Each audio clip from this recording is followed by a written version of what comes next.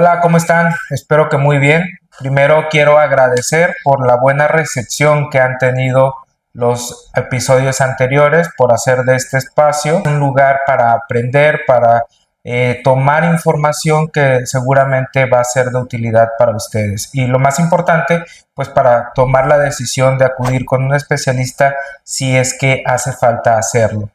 El día de hoy está con nosotros Iván. Él es psicólogo con un enfoque hacia la parte psicopedagógica y vamos a hablar de un tema bastante interesante que seguramente a padres y madres de familia les va a interesar porque pueden eh, valorar mucho del desempeño académico de sus hijos.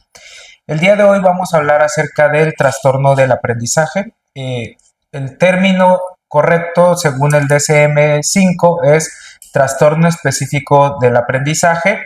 Es el que se presenta con aquella problemática en la que los niños y niñas pues tienen alguna dificultad para llevar a cabo tareas académicas. Para poder profundizar acerca de esto, pues invitamos a Iván, que va a poder compartir su experiencia, su trabajo con niñas y niños de diferentes edades, tanto en colegios, en escuelas públicas, como en la iniciativa privada aquí en Sanar. ¿Cómo estás, Iván? Muy bien. Un gusto de estar acá. Muy bien. Empecemos con la cuestión de propiamente el trastorno específico del aprendizaje. ¿Qué tan común es hoy día encontrar a infantes que padezcan esta situación? No hay estadísticas exactas, pero sí estaba, yo siempre les digo a los maestros que en un grupo de 10, por lo regular hay hasta 4 personas con trastornos específicos del aprendizaje. ¿Qué pasa ahí? Que a veces pues también tienen severidad, ¿no? Algunos son muy leves, y algunos son muy ya más profundos.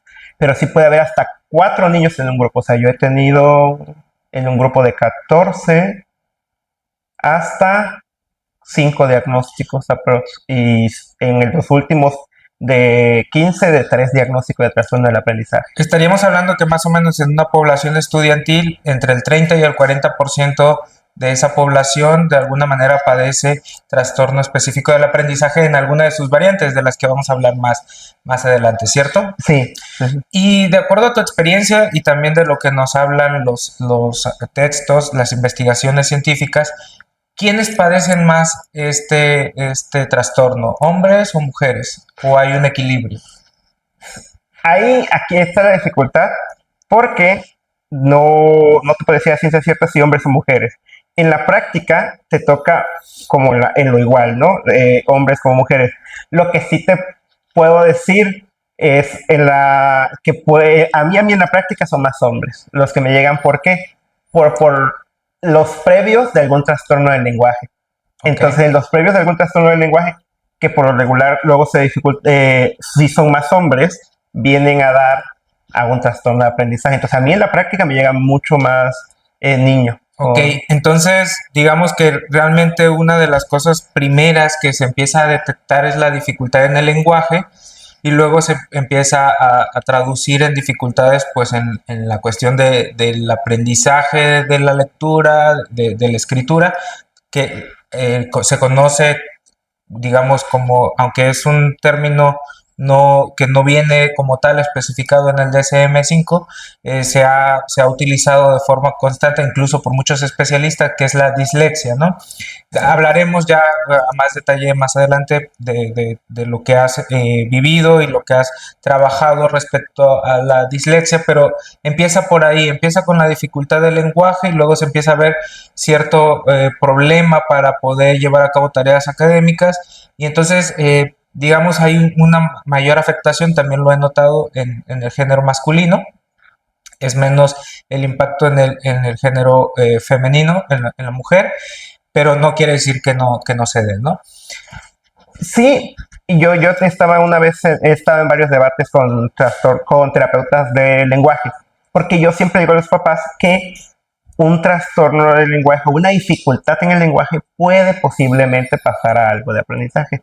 Pero los terapeutas del lenguaje te dicen, no, a algo del lenguaje pasa a algo de aprendizaje, un trastorno de aprendizaje, una dificultad. ¿Por qué? Porque tiene mucho que ver con la memoria fonológica. O sea, el trastorno de aprendizaje puede ser por parte de la memoria fonológica o de la percepción visual, o en una mezcla de los dos. Entonces, sí, la dificultad en el lenguaje, yo a veces le digo a los papás cuando van como en tercero de preescolar, que ya empiezan a trabajar lectoescritura, si les digo, empiecen a ver cómo va el proceso lectoescritor, porque si estamos trabajando la parte del lenguaje significa que no va. En la cronología, o sea, hasta de tiempo, pero nos centramos en trabajar el lenguaje, entonces va quedando ahí rezagado el aprendizaje, ¿no?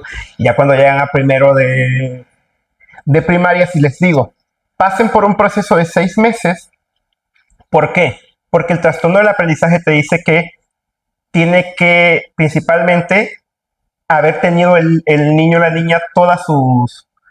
estar en un espacio de aprendizaje óptimo, o sea, no tiene nada que ver con su inteligencia, y no tiene nada que ver con... pero sí influye su espacio de aprendizaje. Por ejemplo, si no le enseñaron lectoescritura y quieren que empiece luego al mes a adquirirla, pues no tuvo las clases óptimas, no tuvo la instrucción que le dicen óptima. Entonces yo cuando entran a primero ya les digo, tomen 6 meses para el proceso lectoescritor. Incluso unos prefieren después de esos 6 meses llevar a regularización, porque se supone que ahí ya le están dando la atención personalizada en lectoescritura. Sí. Ok, hay que entender algo, y esto es muy importante. Cuando Iván habla acerca de una de las condiciones óptimas del aprendizaje, hay que entender que el proceso es proceso de enseñanza-aprendizaje. Esta es una relación dicotómica, es decir, son dos factores los que influyen: el que enseña o cómo se enseña y dónde, y quien aprende. Hay una relación, hay un entrelazamiento entre estas dos funciones. Muchas veces solo consideramos el aspecto de el que aprende y consideramos que toda la problemática se encuentra en quien aprende, olvidando pues que es una relación de, insisto, un enlace que se da entre los dos procesos. Entonces, cuando nosotros revisamos, intentamos determinar si existe un trastorno específico del aprendizaje, tenemos que evaluar también la parte de la enseñanza. Tenemos que evaluar el proceso de enseñanza, las condiciones en las que se está dando la enseñanza, porque eso es el 50% del factor. Hay que entender que los trastornos son aquellos signos y síntomas que se presentan a pesar de que las condiciones del entorno no propician que estén ahí. Es decir, muchas veces pareciera que existe un signo de un trastorno específico del aprendizaje, pero más bien es la reacción del organismo ante los estímulos que recibe del entorno. Entonces, lo que tenemos que hacer es poner el entorno en condiciones correctas y observar si, a pesar de que en el entorno las condiciones son las correctas, siguen apareciendo los síntomas. Si aparecen, a pesar de que se ha hecho todo en tiempo, en forma, en lugar y demás, si a pesar de eso siguen apareciendo, eso ya es un indicador pues de que puede existir un trastorno específico del aprendizaje en alguna de sus 3 variantes. ¿Cuáles son estas 3 variantes? Que pueden darse en aislado, individualmente, o puede incluso una persona presentar las 3 variantes. Las variantes son con trastorno específico del aprendizaje con dificultades en la lectoescritura, lo que tradicionalmente llamamos dislexia. Trastorno específico del aprendizaje con dificultades en las matemáticas, lo que llamamos discalculia. Y trastorno específico del aprendizaje con dificultades en la escritura, que es disgrafia. ¿Ok? Puede ser que exista solamente una afectación en una de esta área, o un mismo infante puede tener la afectación en las 3 áreas, ¿no? Puede presentarse, claro, es muy común, porque ahorita lo comentaste muy bien, tienen dificultades en el ámbito fonológico, ¿no? ¿Qué es lo fonológico? El sonido. Nuestro lenguaje oral pues está compuesto de fonemas. El fonema es la unidad mínima de sonido de una variante en una palabra. Entonces, lo que hacemos en el proceso de lectoescritura es convertir el fonema en un grafema, que es el grafema, la unidad mínima de la escritura. Veámoslo así, por ejemplo, una letra. Si yo digo A, ese sonido corresponde a un símbolo que es la A. Entonces lo que tiene que hacer el cerebro es poder hacer esa conversión del sonido a la letra, y ahí es donde empezamos a encontrar la dificultad. Cuando son muy pequeños, pues no se detecta porque todavía no se enfrentan al ámbito educativo. Empieza a aparecer el problema, digámoslo así, cuando se tienen que enfrentar a él. Ahora, nos gustaría que nos compartas cómo se trabaja, Iván. ¿Qué deben de saber los padres cuando van a llevar a sus hijos con un especialista como tú para trabajar estas situaciones? ¿En qué deben de prestar atención? ¿Cuánta paciencia deben de tener en el proceso que está llevando su hijo? Que nos pudieras compartir de tu experiencia, esto sería de muy vital. Es importante primero una valoración. Los papás llegan conmigo que tienen valoraciones desde hace 4 o 5 años. Y más que la valoración por el diagnóstico, es para entender en qué áreas debo enfocarme específicamente y qué áreas tengo por encima también. Porque ¿qué pasa cuando un niño tiene un trastorno específico del aprendizaje? Hay áreas que sobrecompensa, como el lenguaje o como, por ejemplo, en la percepción visual de lo que se llama copia. Entonces los niños son niños que suelen ir a copiar a la escuela, entonces esa área la desarrollan muy bien, esa habilidad.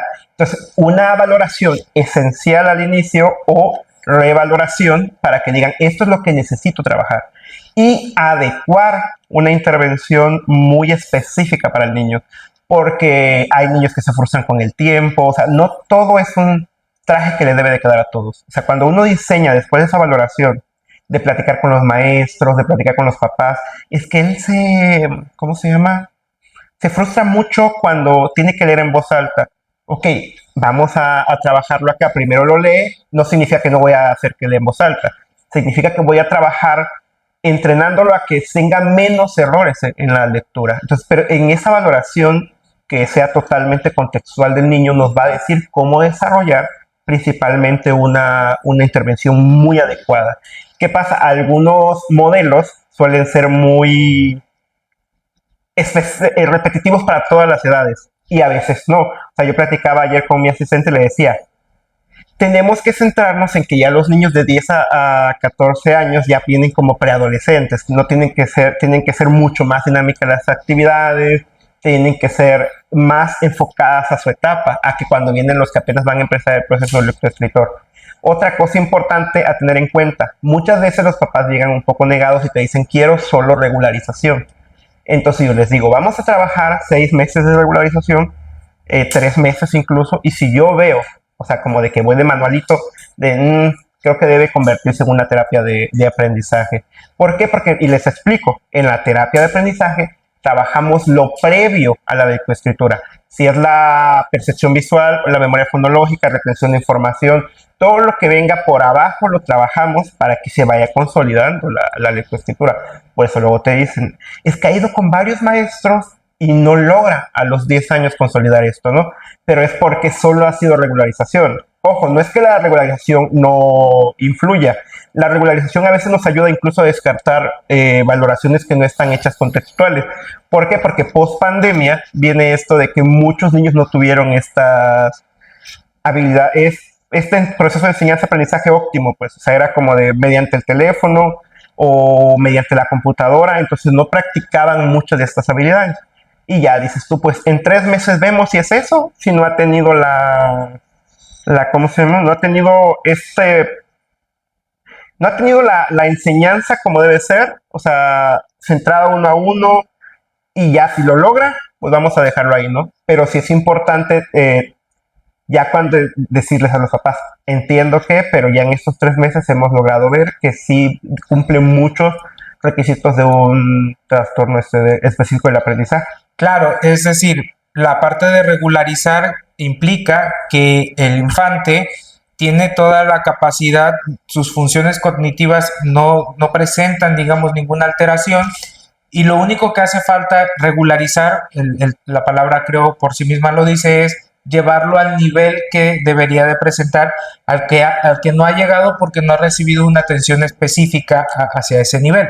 Sin embargo, cuando hablamos de terapia de aprendizaje, implica concentrarnos en aspectos biológicos, neurológicos, de hábito, que de alguna manera no han madurado lo suficiente. Por ejemplo, para leer es necesario que nuestros ojos tengan la capacidad de ciertos movimientos. No quiero entrar en nombres específicos, pero nuestros ojos son capaces de tener movimientos hacia de cierto punto a otro, ¿no? Entonces, cuando yo leo, estoy en un punto y debo de recorrer mi vista sin mover mi cabeza, solo mis ojos. Entonces, eso implica una fortaleza en los músculos que mueven mis globos oculares, y eso ya es terapia. En el momento que estoy fortaleciendo ese movimiento, estamos hablando de terapia. Pero cuando hacemos regularización, no nos concentramos en esto porque consideramos que esa capacidad está completamente madura.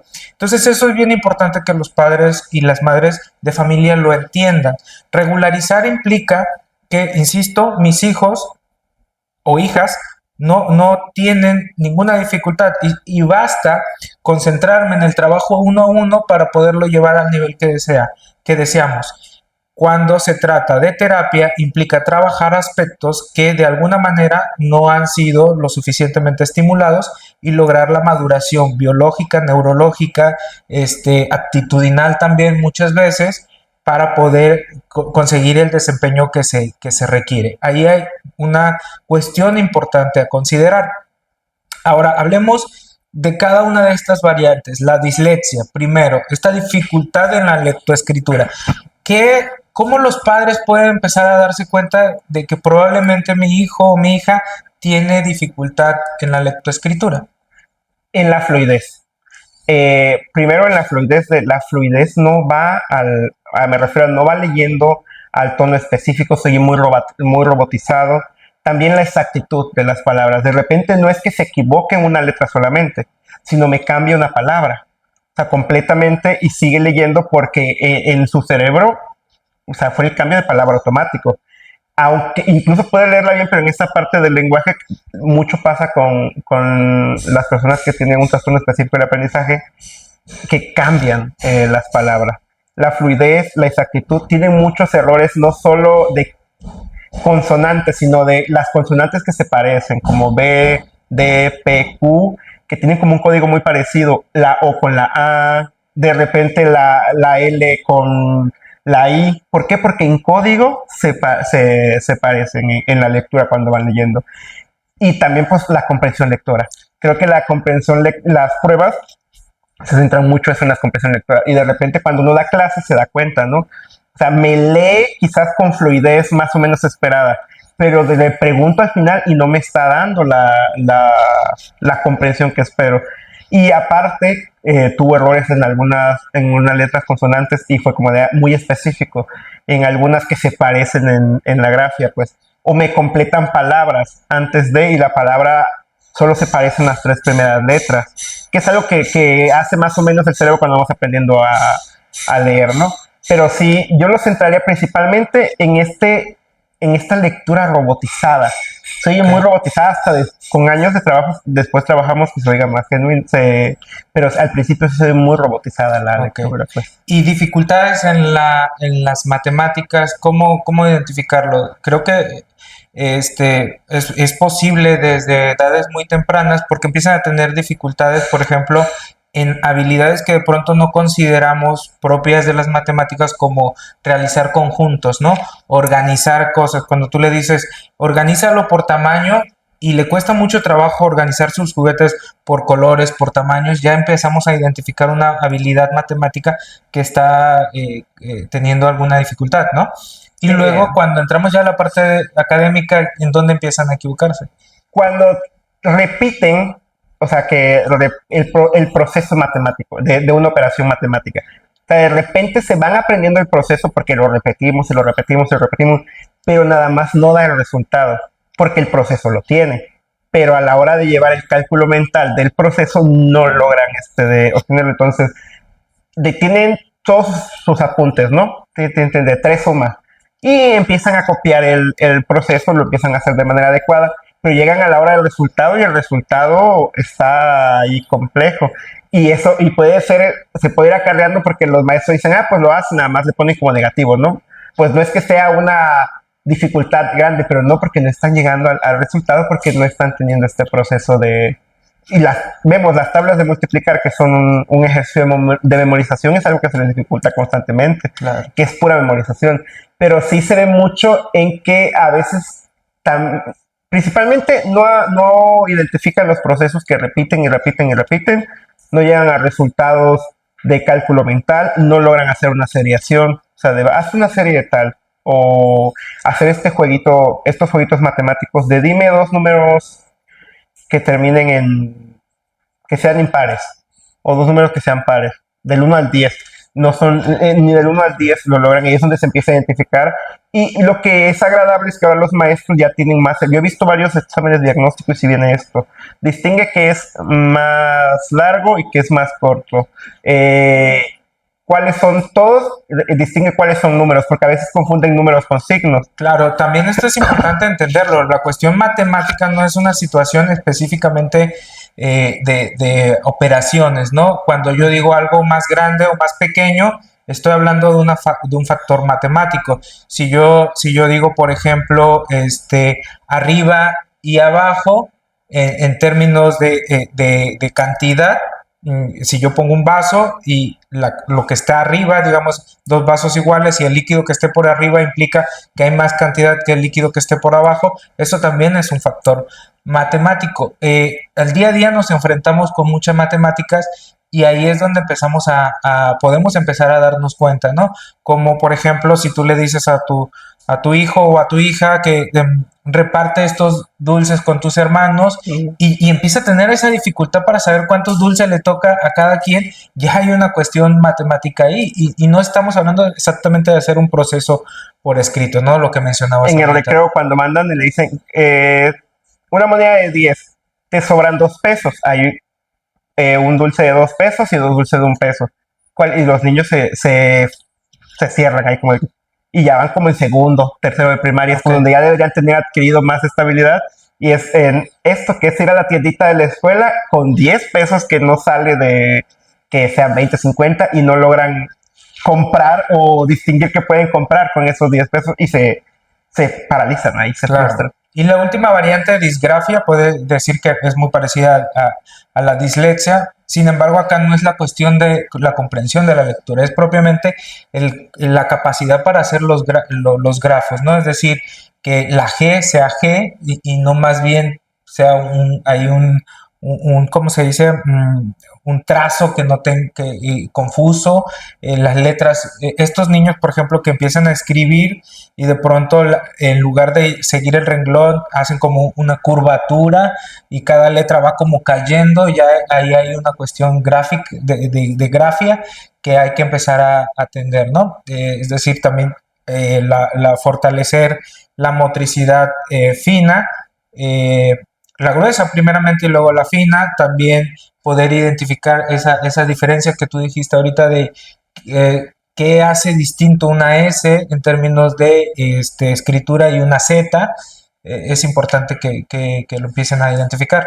A veces te leen, te deletrean y a la hora de escribirlo es donde está la complicación. Tienen muchos más errores en la escritura. Por eso cuando van de la mano, si vamos acomodando, por ejemplo, la intervención, de que vayan en el mismo rango, o sea, como 80% de aciertos en escritura y ya, o que tengan los 100 en lectura, pasamos al siguiente fonema. ¿Por qué? Porque sí se les dificulta más llevar a veces a la grafía, pues a la escritura, aunque te vayan deletreando bien.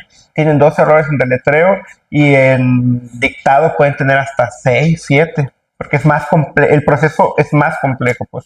Bien, bueno, espero que lo que hayamos compartido con ustedes sea de interés. Claro, este espacio se queda corto para profundizar en el tema, pero vamos a entrar a nuestra sección de preguntas. Se nos han hecho algunas preguntas en los capítulos anteriores y es momento de dar respuesta. Iván, si tienes alguna respuesta para lo que se nos pregunta, siéntete con confianza de compartirlo, ¿no? Muy bien, la primera pregunta que hicieron en nuestro perfil de Instagram es ¿Qué señales indican que podría tener un trastorno del aprendizaje? Voy a dar como para allá para la vida adulta, porque de repente sí me llegan pacientes adultos que sí traen un trastorno de aprendizaje. Cuando empiezan a cambiar, que cambian palabras, que le cambia el sentido a lo que están diciendo, pero ellos no se dan cuenta. Muchas veces los de alrededor ya se dan cuenta que le cambian el sentido, como de que, o los nombres a las personas. Yo veía ayer mucho que algunos papás te dicen, algunos terapeutas te dicen, pregúntale a tu hijo si recuerda el nombre de sus compañeros.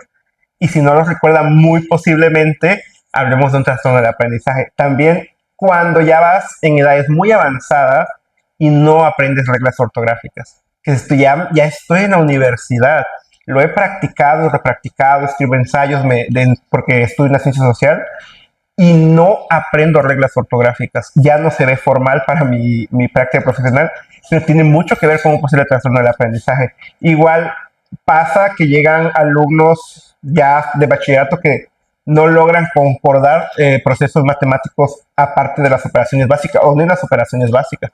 Ya eso te puede decir, oye, no es que seas malo para las matemáticas, tienes una dificultad y no has trabajado las áreas que se requieren. Sí, yo también agregaría rápidamente el factor de la memoria. Es decir, si tú notas que tu memoria en muchas cosas es buena, pero en las cuestiones académicas resulta que ahí hay una dificultad para recordar fechas de eventos importantes, por ejemplo, nacionales, si tiene dificultad para hacer esta distinción entre la independencia y la revolución mexicana, por ejemplo, que son aspectos pues académicos que lo aprendemos en la escuela y notas que ahí hay una dificultad, probablemente se trate de un trastorno específico del aprendizaje que no se detectó oportunamente y no se ha trabajado en él.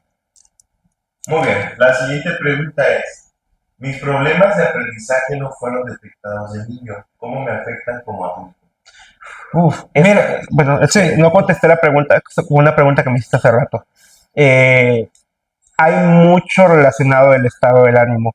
Son niños y nos ha tocado ver en la práctica que no es que no se esfuercen, se tienen que esforzar a veces el triple porque en lo que tienen que conjugar todo para esforzarse y hay un sentimiento de fracaso porque aún así no logran el objetivo, porque se esfuerzan y se sobreesfuerzan, tienen mucha etiqueta por parte de los profesionales, aparte de los maestros o de los mismos papás, sí está muy relacionado con algo del estado del ánimo. Claro, sí, esto es importante. Mira, básicamente todos los trastornos del neurodesarrollo que no se identificaron y no se trabajaron en la infancia suelen tener dificultades anímicas en la vida adulta. Un TDAH, por ejemplo, no trabajado, pues resulta en personas que tienen muchos trastornos depresivos, trastornos de ansiedad. Ahora, ¿cómo afecta pues en tu estado de ánimo? Darte cuenta que los demás, por ejemplo, aprenden muy rápido lo que tienen que hacer.